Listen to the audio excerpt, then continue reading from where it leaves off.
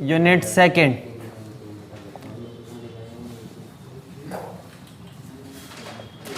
Part first, स्थिर वैद्युत की या विद्युत की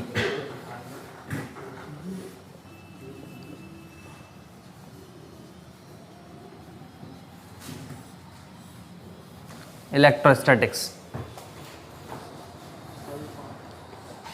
हाँ,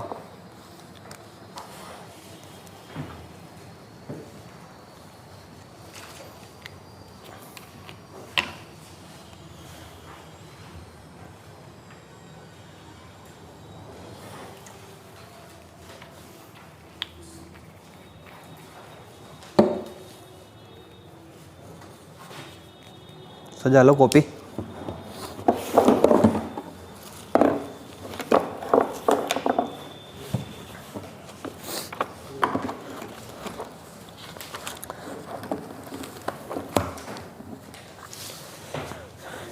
टॉपिक डालो स्थिर विद्युत की, स्थिर विद्युत की इलेक्ट्रोस्टैटिक्स क्या होती है, पढ़ के आए हो 12th क्लास में, चैप्टर फर्स्ट में ही। स्थिर आवेशों के बारे में अध्ययन किया जाता है। तो देखो स्थिर विद्युत की क्या है, भौतिक विज्ञान की वो शाखा जिसमें स्थिर आवेशों और उनके बीच होने वाली अन्योन्य क्रियाओं के बारे में अध्ययन किया जाता है। क्या कहलाती है, स्थिर विद्युत की कहलाती है। पढ़ा नहीं पढ़ा, पढ़ा होगा, नहीं पढ़ा, स्थिर विद्युत की पढ़ा होगा, गतिक विद्युत की पढ़ा होगा, फिर उसके बाद विद्युत की पढ़ा होगा। गतिक विद्युत की में यह पढ़ा होगा कि भौतिक विज्ञान की वो शाखा जिसमें गतिमान आवेशों और उनके बीच होने वाली अन्योन्य क्रियाओं के बारे में अध्ययन किया जाता है। क्या कहलाती है, गतिक विद्युत की कहलाती है। फिर डेफिनेशन लिखाई होगी विद्युत की, तो उसमें कहा होगा कि भौतिक विज्ञान की वो शाखा जिसमें स्थिर और गतिमान दोनों प्रकार के आवेशों के बारे में अध्ययन किया जाता है, क्या कहलाती है, विद्युत की कहलाती है। पढ़ा होगा, चलो लिखो। भौतिक विज्ञान की वो शाखा, तेरे को मैं कल दूंगा, आज तो तू बस।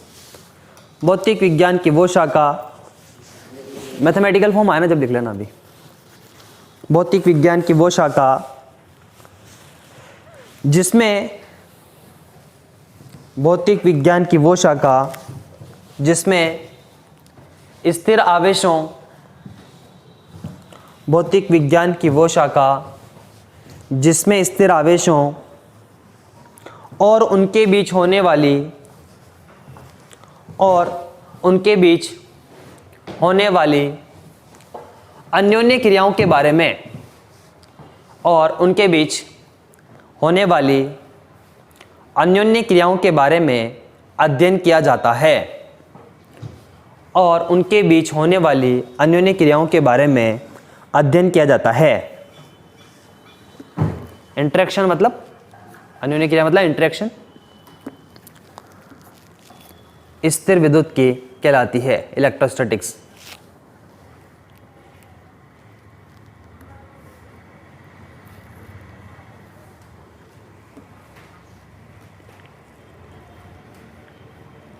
ठीक है, अब टॉपिक डालेंगे इसके बाद। स्वेच्छ आवेश वितरण के कारण, स्वेच्छ, स्वेच्छा से मतलब स्वेच्छ आवेश वितरण के कारण किसी बिंदु पर विद्युत विभव, स्वेच्छ आवेश वितरण के कारण, स्वेच्छ आवेश वितरण के कारण किसी बिंदु पर विद्युत विभव, स्वेच्छ आवेश वितरण के कारण किसी बिंदु पर विद्युत विभव, कोष्ठक में लिखो बहु आवेश वितरण, बहु आवेश वितरण। एक और नाम लिखो, बहुध्रुवों की अवधारणा, concept of multipole, concept of multipole, बहुध्रुवों की अवधारणा।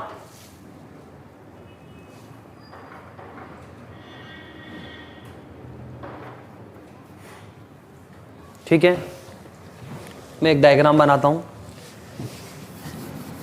क्वेश्चन अच्छा है ये, और इसको 10 नंबर में पूछ सकता है वो।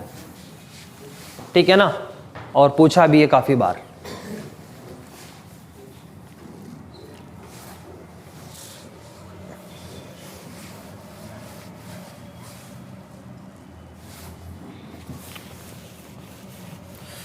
बात ही नहीं चल रहा यार, क्या हो रहा है।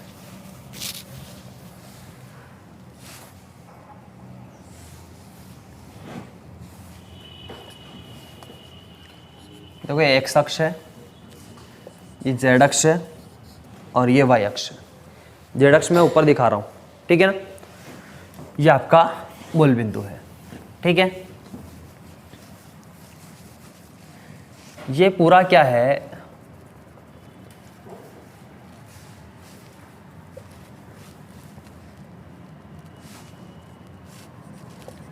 मैं एक सिस्टम ले लेता हूँ पूरा, देखना। ये एक निकाय है, पूरा एक निकाय है, ठीक है। इसमें मैं एक छोटा सा अल्पांश लेता हूँ,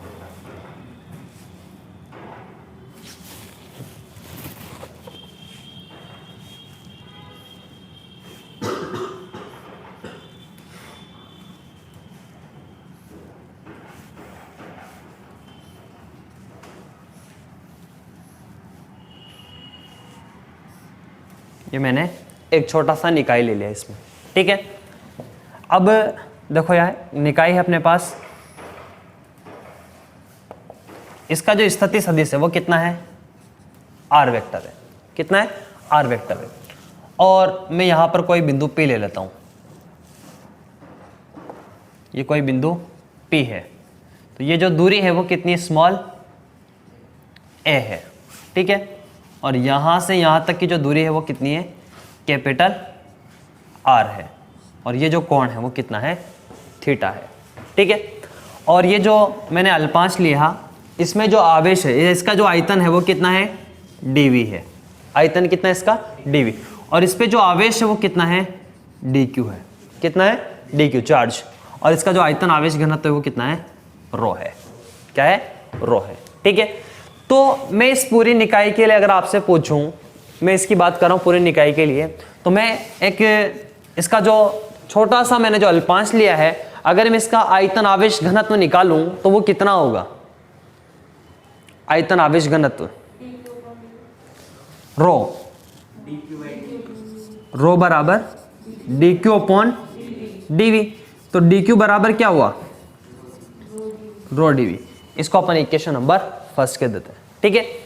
अब इस dq आवेश के कारण इस बिंदु P पर जो विद्युत विभव है वो कितना होगा, 5।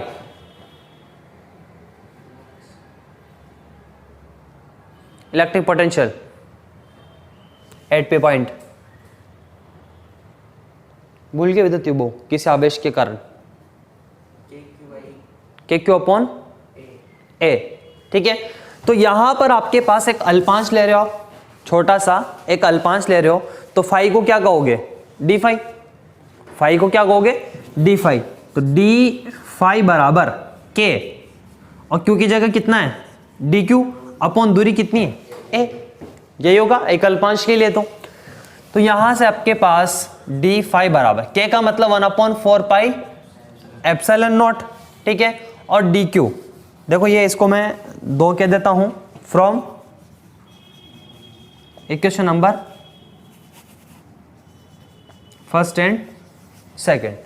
तो d फाई बराबर 1/4 पाई एप्सिलॉन नॉट, और q का मतलब कितना हो गया, रो dv upon a, equation number third.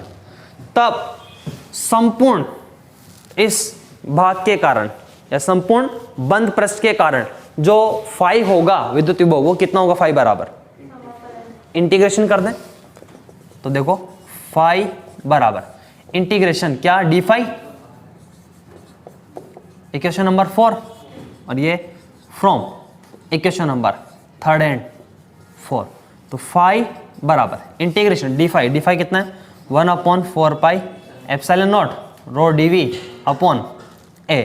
तो फाई बराबर 1/4 pi epsilon naught integration rho dv upon a, equation number 5।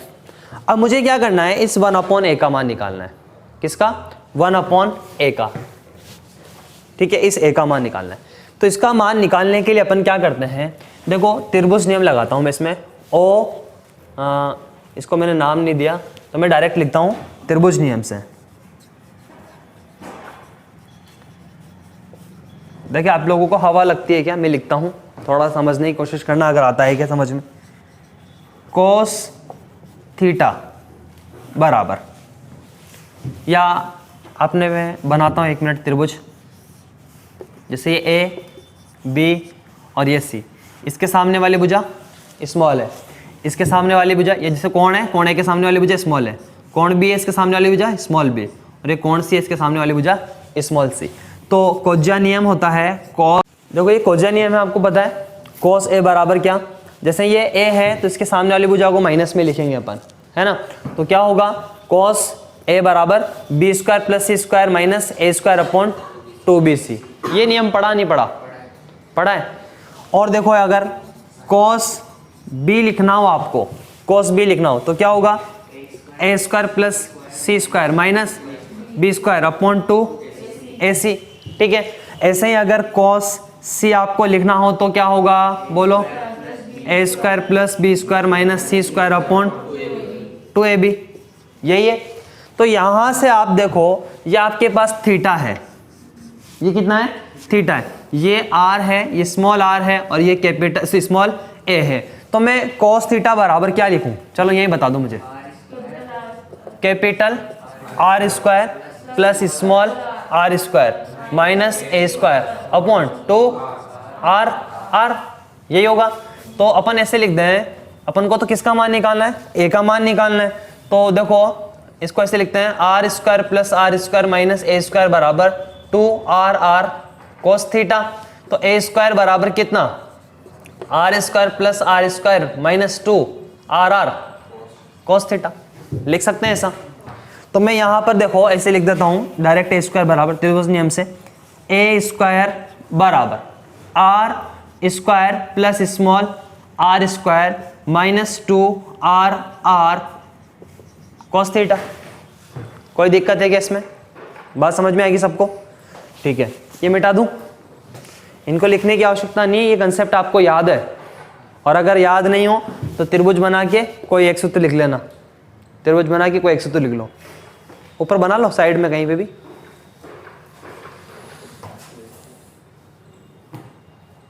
हाँ बस एक कोण दिखा दो ABC, उसके सामने की भुजा दिखा दो, क्योंकि डायरेक्ट तो तुम याद रख नहीं पाओगे, भूल जाओगे।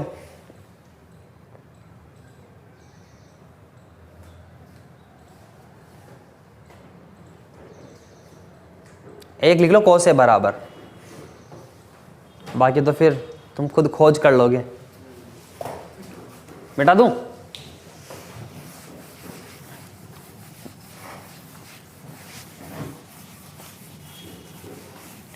देखो एक चीज का ध्यान रखना, अगर पढ़ना है ना आप लोगों को तो कोशिश करो कि पूरे नंबर लाने के लिए पढ़ो।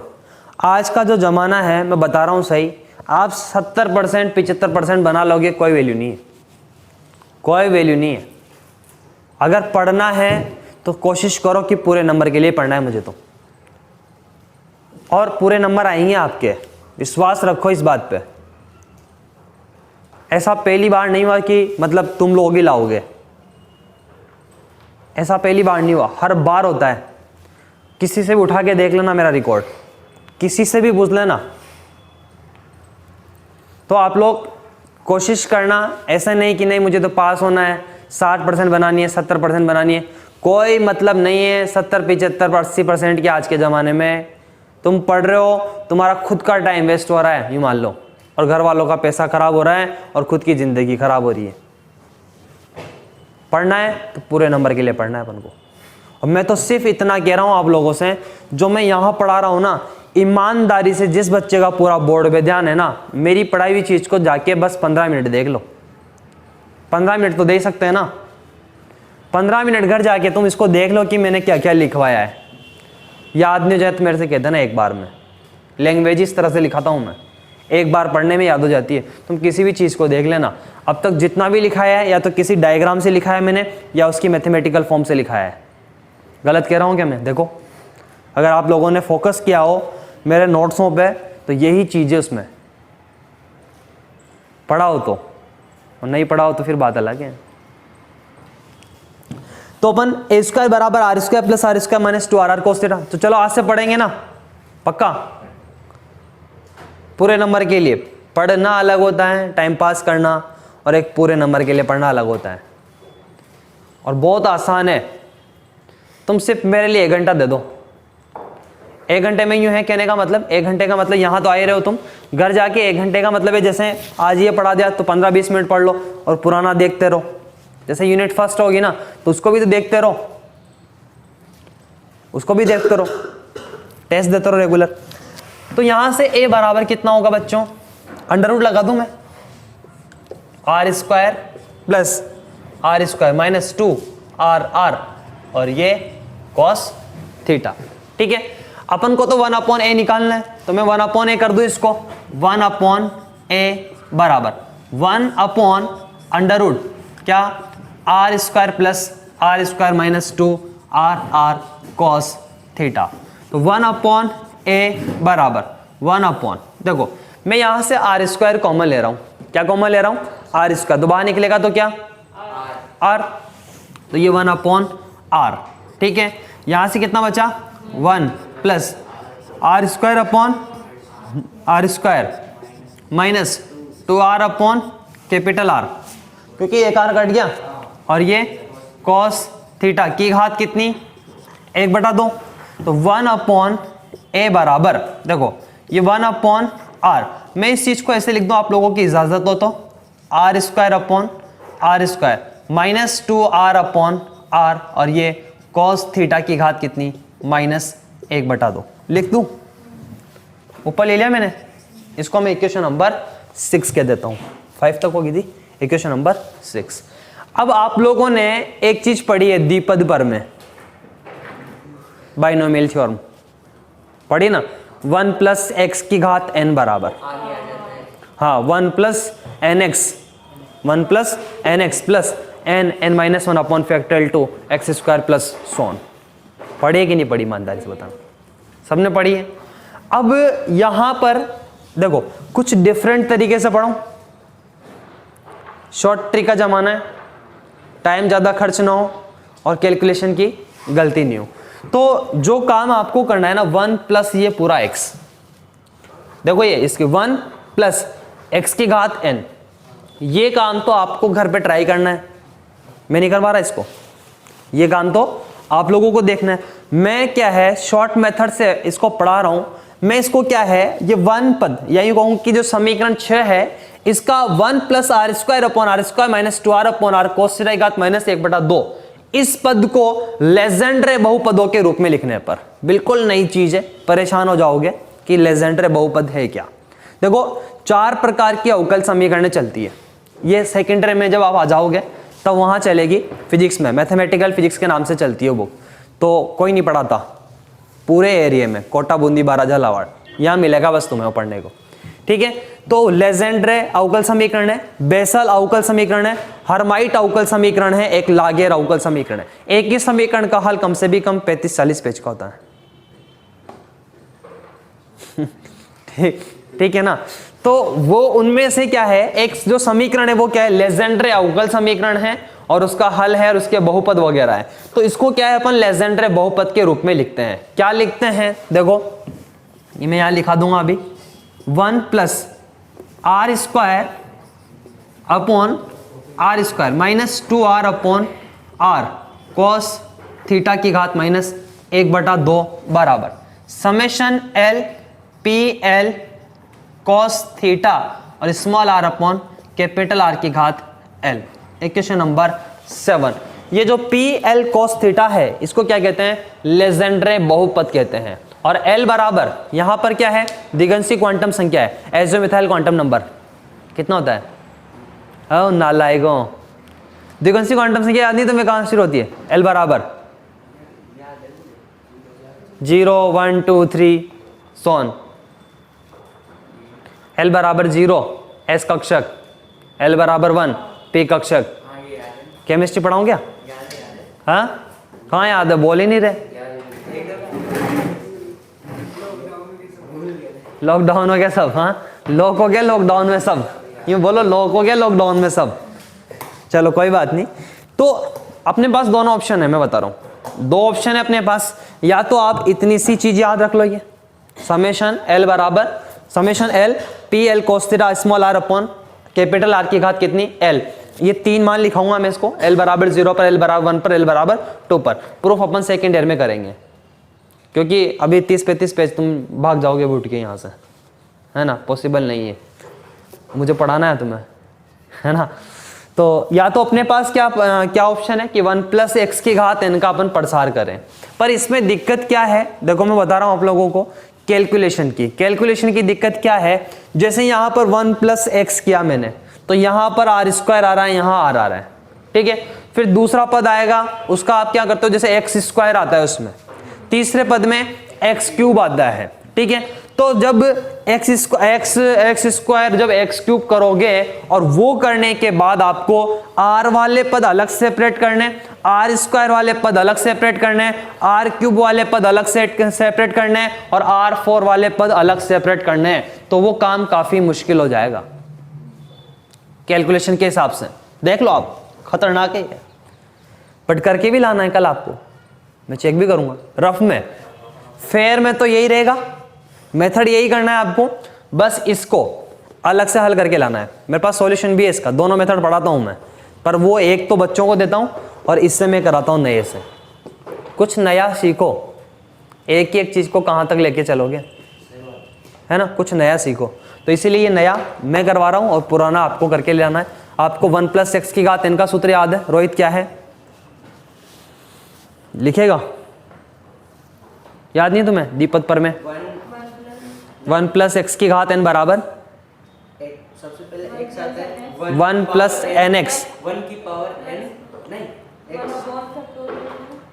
1 प्लस मैं लिखता हूं, अरे देखो 1 प्लस एक्स की घात n बराबर 1 plus n x upon factorial 1 plus n minus 1 upon factorial 2 x square plus so on. तो ये जो पद है ना पूरा, ये क्या है ये x, देखो कंपेयर ही नहीं कर पा रहे क्या है ये x है, और इसका पूरा देखो आप प्रसार करोगे तो पहले में तो x आएगा, फिर एक्स स्क्वायर, फिर एक्स क्यूब। तो देखो जैसे यहाँ एक्स स्क्वायर का मतलब क्या समझ रहे हो, देखो इधर इस पूरे का स्क्वायर है, और फिर क्यूब का मतलब क्या है, उस पूरे का क्यूब। और अगर चार घात तक चले गए ना तो उसकी घात 4 देना तो भैया, है ना 3 तक इसी में बन जाएगा, एक्स स्क्वायर तक ही 3 तक बन जाएगा, है ना। फिर सोन कर देना, करके लाना है पर ईमानदारी से घर पे, है ना। पहले डायग्राम बनाओ आप लोग।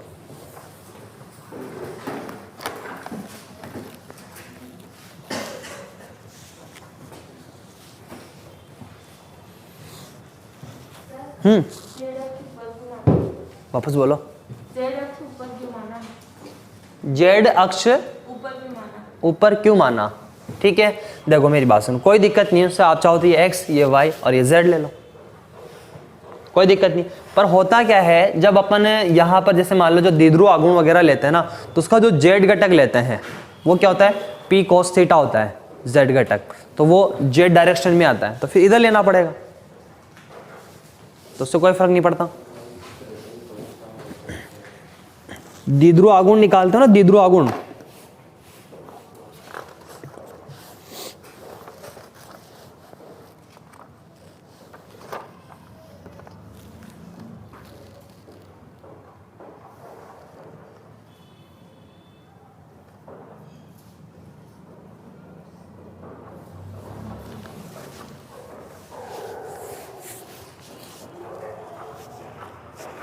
जैसे तुमने 12th क्लास में पढ़ा होगा एक समान विद्युत क्षेत्र में द्विध्रुव आघूर्ण, तो उसका जेड घटक लेते थे आर कोस थीटा वगैरह जेड दिशा में।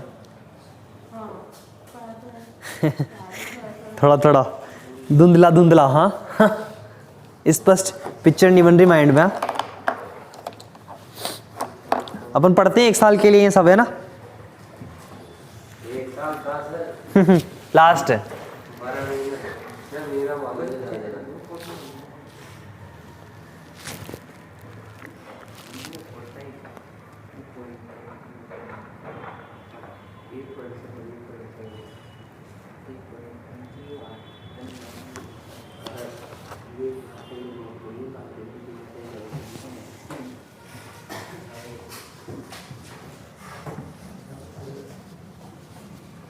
बोलो क्या हुआ? हाँ ठीक है। देखो मैंने क्या कहा कि चित्रानुसार एक बंद पृष्ठ में स्वेच्छ आवेश वितरण उपस्थित है, मतलब स्वेच्छा से स्वेच्छ आवेश वितरण उपस्थित है, जिसमें हम किसी आयतन अल्पांश dv पर विचार करते हैं। किस पर? आयतन अल्पांश dv पर विचार करते हैं, जिसमें आवेश कितना है? dq है। तब आयतन आवेश घनत्व रो बराबर dq अपॉन dv। तो dq बराबर क्या? रो dv। ठीक है। अब यहां पर देखो ये जो अपने हैं यहां पर निर्देश तंत्र के मूल बिंदुओं से इसकी जो दूरी है वो कितनी है? r है। और इसकी बिंदु P से दूरी कितनी है? a है। कितनी है? a है। तो इस dq आवेश के कारण, क्या कहा मैंने? इस dq आवेश की मूल बिंदुओं से दूरी कितनी? स्मॉल r है। और इस dq की बिंदु P से दूरी कितनी है? a है। तो इस dq आवेश के कारण इस बिंदु P पर विद्युत विभव कितना होगा? d फाई बराबर k dq अपॉन है। कितना होता है ये? फाई बराबर के क्यू अपॉन आर। तो के क्यू कितना है? D q upon r. R की जगह कितना है? ए है। ये अल्पांश के लिए लिया है मैंने, छोटे से के लिए, इसीलिए क्या लिखा? D phi. और के की क्यू की जगह क्या लिखा? D Q. वैल्यू पुट कर दी मैंने डी क्यू की, तो ये रो डी वी आ गया अपने पास। तब संपूर्ण बंद पृष्ठ के कारण, तब संपूर्ण बंद पृष्ठ के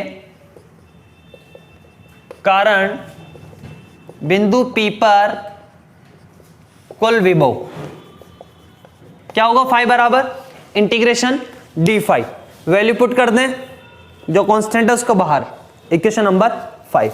अब अपन त्रिभुज नियम लगाएं। कौन सा? कोज्या नियम। त्रिभुज का कौन सा? कोज्या नियम। तो ए स्क्वायर बराबर r square plus are square minus 2 r r cos theta. आया कैसे? लिखा दिया मैंने, चित्र बना हुआ है सबके पास। मुझे किसका मान निकालना था? 1/a का। तो पहले a निकाल लूं, अंडर रूट कर दूं। 1/a चाह रहा है मेरे को, तो इसका उल्टा कर दिया मैंने। यहां से आर स्क्वायर कॉमन लिया तो बाहर निकला तो r अंडर रूट में था, आर स्क्वायर का भाग दे दिया, ये एक r से r कट गया, इसको ऊपर ले लिया। ठीक है। अब यहां पर मैं क्या कह रहा हूं कि समीकरण 6 का जो पद है कौन सा? 1 plus are square upon are square minus 2 r upon are cos theta की घात माइनस 1/2 को लेजेंड्रे बहुपद के रूप में लिखने पर, कैसे? लेजेंड्रे बहुपद के रूप में लिखने पर क्या? Summation L P L cos theta small are upon r की घात कितनी? एल, जहां पर पी एल कोस थीटा क्या है? लेजेंड्रे बहुपद है। ठीक है। तो लिखो, चित्रानुसार एक बंद पृष्ठ में स्वेच्छ आवेश वितरण उपस्थित है। चित्रानुसार एक बंद पृष्ठ में स्वेच्छ आवेश वितरण उपस्थित है। इसमें किसी आयतन अल्पांश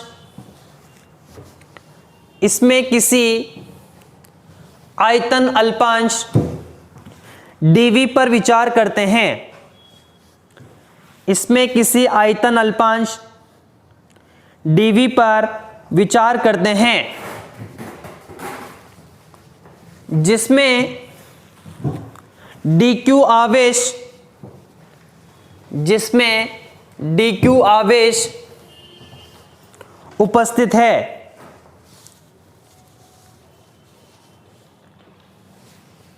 अतः आयतन आवेश घनत्व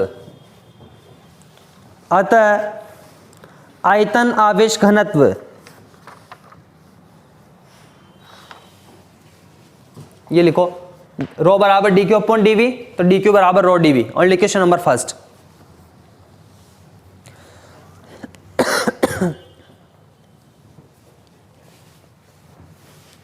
ओनली क्वेश्चन नंबर फर्स्ट। फिर लिखना, माना निर्देश तंत्र के मूल बिंदु O से, देखो सब कुछ डायग्राम में, इधर देखो, निर्देश तंत्र के मूल बिंदु O से dq आवेश की दूरी कितनी है, स्मॉल r है, और dq की बिंदु P से दूरी कितनी है, स्मॉल a है, ठीक है। तब इस dq आवेश के कारण इस बिंदु P पर विद्युत विभव क्या हुआ, d फाई बराबर k dq अपॉन a। तो आप लोगों को रटना कुछ भी नहीं है, क्या याद रखना है, सिर्फ डायग्राम। और इसके पहले जो लिखा है ना वो भी डायग्राम से। माना चित्रानुसार एक बंद पृष्ठ में स्वेच्छ आवेश वितरण उपस्थित है, जिसमें किससे आयतन अल्पांश dv पर विचार करते हैं, जिसमें dq आवेश उपस्थित है। देखो dq आवेश उपस्थित है, तब आयतन आवेश घनत्व रो बराबर dq अपॉन dv, तो dq बराबर रो dv। अब सिर्फ रखना, एक डायग्राम याद रखना है, और अगर ये भी याद नहीं है तो फिर कुछ नहीं हो सकता, आगे नहीं पढ़ पाएंगे अपन। पोजीशन वेक्टर को अपन आर वेक्टर लिखते हैं, पोजीशन को, पर अपन यहां पर क्या करेंगे, जब कोजे नियम लगाएंगे तो स्क्वायर करते हैं, तो r dot r r square होता है, कोई इफेक्ट नहीं पड़ेगा। लिखें, माना निर्देश तंत्र के मूल बिंदु O से dq आवेश की दूरी r है तथा dq की बिंदु P से दूरी स्मॉल a है, तथा dq की बिंदु P से दूरी स्मॉल a है, स्मॉल a है। अतः बिंदु P पर dq आवेश के कारण विद्युत विभव, dq आवेश के कारण विद्युत विभव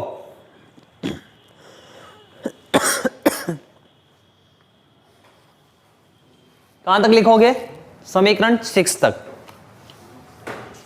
रोहित लिख तो लो, है ना, और आज याद दिलाई देना मुझे।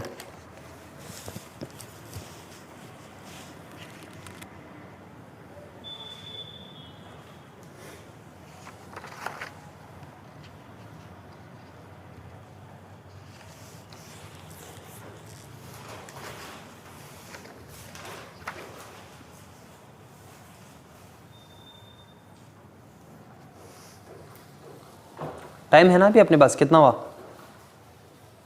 टाइम, कितना हुआ,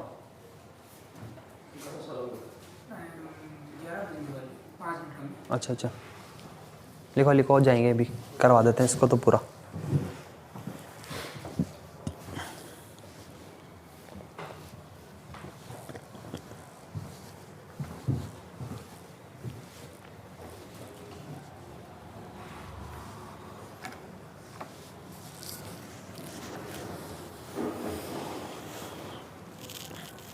दो 2020 में एक ही पेपर हुआ था ओनली, है ना, इसलिए 2020 का पेपर नहीं मिलेगा मार्केट में आपको, एक ही पेपर मिलेगा 2020 का, सिर्फ मैकेनिक्स का, है ना, वो भी पार्थ में आया है।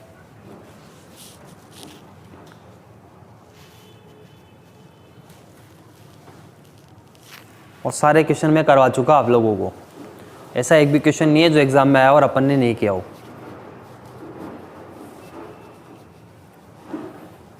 मर जाना मिट जाना याद कर लेना, बढ़िया, है ना।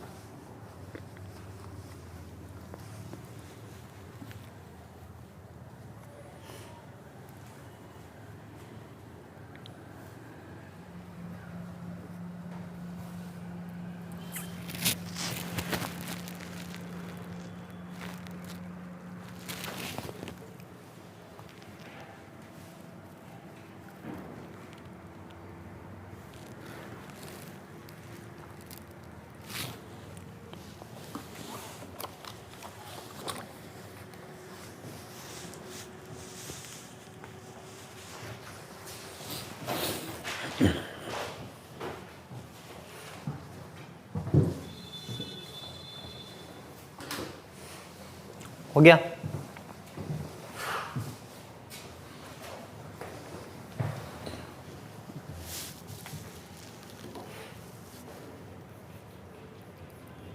फिर लिखें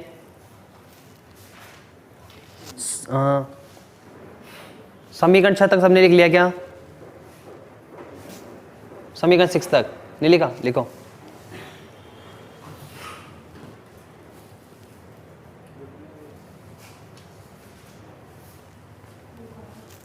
समीकरण 6 में उपस्थित पद, समीकरण 6 में उपस्थित पद 1 plus small r square upon capital R square minus 2r upon are cos theta की घात माइनस 1/2। समीकरण 6 में उपस्थित पद 1 plus are square upon are square minus 2r upon are cos theta की घात माइनस 1/2 को लेजेंड्रे बहुपद, लेजेंड्रे पॉलिनोमियल, लेजेंड्रे बहुपद के रूप में निम्न प्रकार लिखते हैं।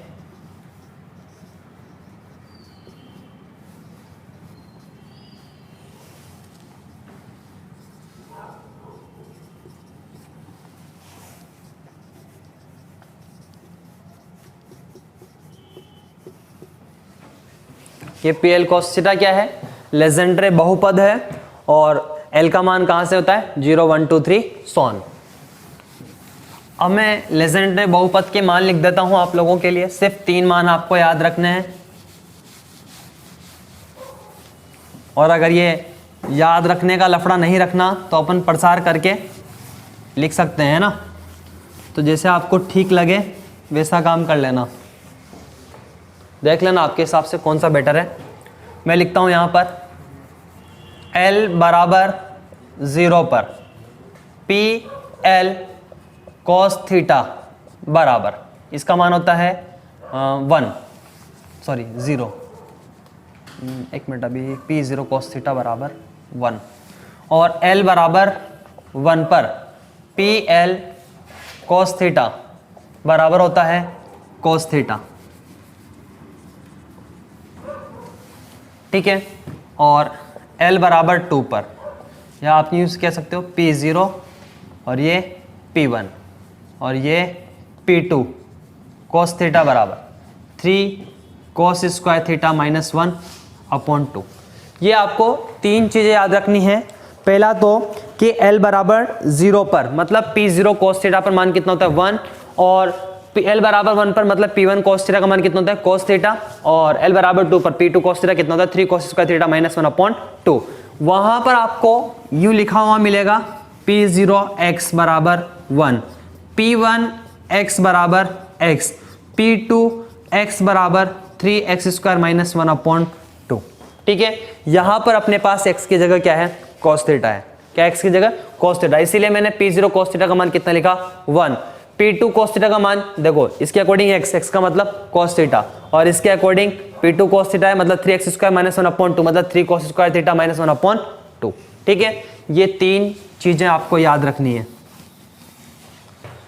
वैल्यू पुट करूं मैं तो देखो 1 प्लस, या ये जो मान है 1 अपॉन ए बराबर, ये मान मैं यहां रख देता हूं तो क्या आएगा अपने पास?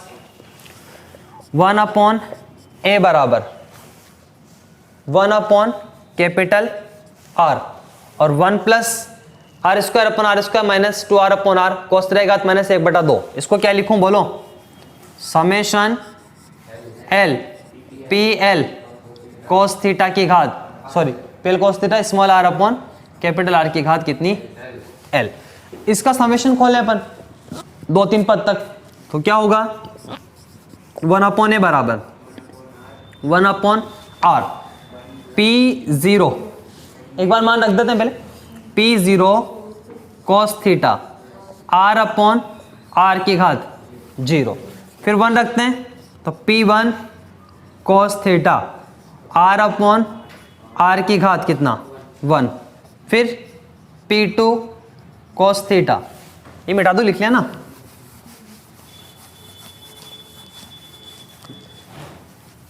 P2 कॉस थीटा, ठीक है, और small are upon capital R की घात कितनी 2 प्लस सो ऑन, ठीक है। अब ये जो मान है इसको भी सोल्व करते हैं, एक बार लिख ही देते हैं अपन। 1 अपॉन ए बराबर 1 upon are, P0 cos theta 1 और किसी भी संख्या के ऊपर घात 0, उसका मान भी 1, फिर प्लस P1 कॉस थीटा मतलब R cos theta upon R, ठीक है, फिर प्लस देखो R स्क्वायर और 3 cos square theta minus 1 upon 2 R square. ये तो P2 कॉस थीटा का मान, ये R स्क्वायर अपॉन ये वाला R स्क्वायर, बैठ जाओ कोई दिक्कत नहीं है, और ये प्लस सोन। इक्वेशन नंबर 8, ठीक है। अब ये 1 अपॉन ए का मान में कहाँ रख दूं, इक्वेशन नंबर 1 अपॉन ए का कौन सा है, वो जहां पर अपन ने निकाला था 5 बराबर 1 upon 4 pi epsilon 0 integration rho D V upon A 5। तो फ्रॉम इक्वेशन नंबर 5 एंड 8 बताना मुझे, 1 मिनट के लिए रुकना।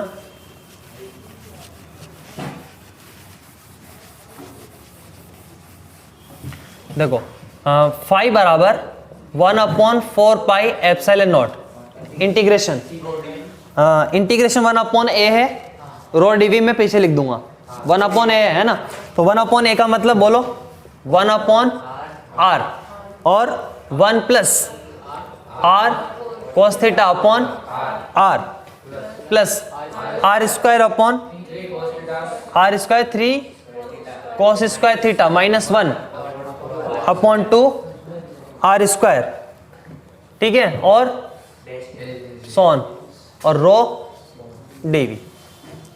हाँ चल रहा है मतलब, है ना। अब हाँ 1 अपॉन ए का मान रख देना। ये जो मान रखा ना अपन ने 1 upon r 1 plus r cos theta upon r plus are square 3 cos square theta minus 1 upon 2 r square plus so on, ये 1 अपॉन ए का मान रख दिया। वहां था ना 1 upon 4 pi epsilon 0 integration rho dV upon ए, तो 1 अपॉन ए का मान है ये रो डीवी रहा। अब इनको सेपरेट करें अपन, तो देखो 5 बराबर 1 अपॉन 4 पाई एप्सिलॉन नॉट, ठीक है, और integration rho dV upon R, फिर plus 1 upon 4 pi epsilon naught integration R cos theta upon are square और ये rho dV plus 1 upon 4 pi epsilon naught integration R square 3 cos square theta minus 1 upon 2 R cube, है ना, और रो dV plus so on. हो गया पद अपने आप, देखो आर का पद अलग सेपरेट हो गया, आर स्क्वायर का अलग हो गया, आर क्यूब का अलग हो गया, और उससे करोगे तो आपको खुद को करना पड़ेगा, समझ रहे हो। एक्स स्क्वायर का जब उसका होल स्क्वायर करोगे तो आर अलग सेपरेट करना पड़ेगा, आर स्क्वायर अलग करना पड़ेगा और आर क्यूब अलग सेपरेट करना पड़ेगा, तब जाके ये वाली फॉर्म बनेगी। और यहाँ डायरेक्ट बन गई।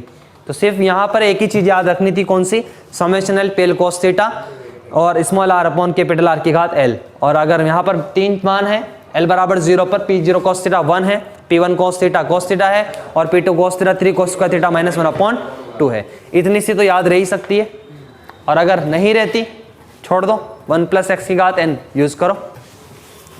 मैं इसको ऐसे लिख दूं, हाँ शाम पड़ जाएगी हल करते करते, तो T1 upon 4 pi epsilon 0 R plus T2 upon 4 pi epsilon 0 R square plus T3 upon 4 pi epsilon 0 R cube plus so on.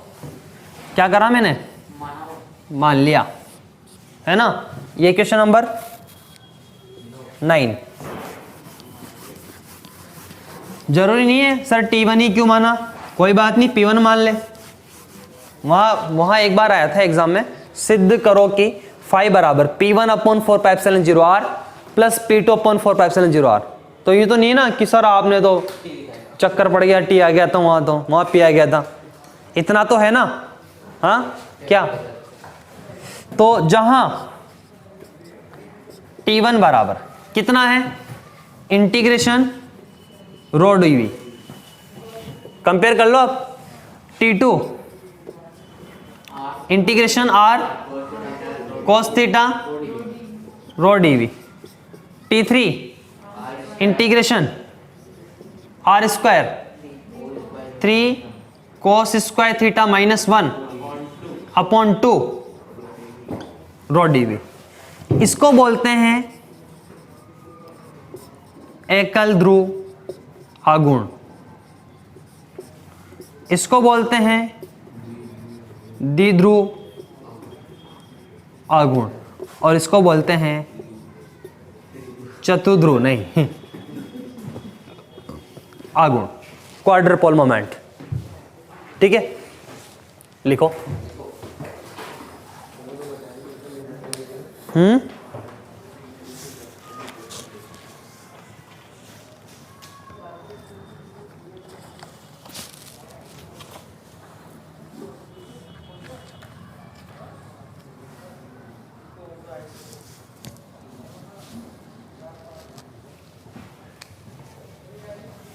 यहाँ एक लाइन लिख रहा हूं मैं, समीकरण 9, बहु आवेश वितरण के कारण बिंदु P पर परिणामी विभव को प्रदर्शित करती है। ठीक है, इसको आप कंप्लीट कर लो। आज के लिए इतना ही, और बाकी अपन कल पढ़ेंगे। इसमें भी अभी बहुत सारा बाकी है ना, टॉपिक ख़त्म नहीं हुआ अभी है।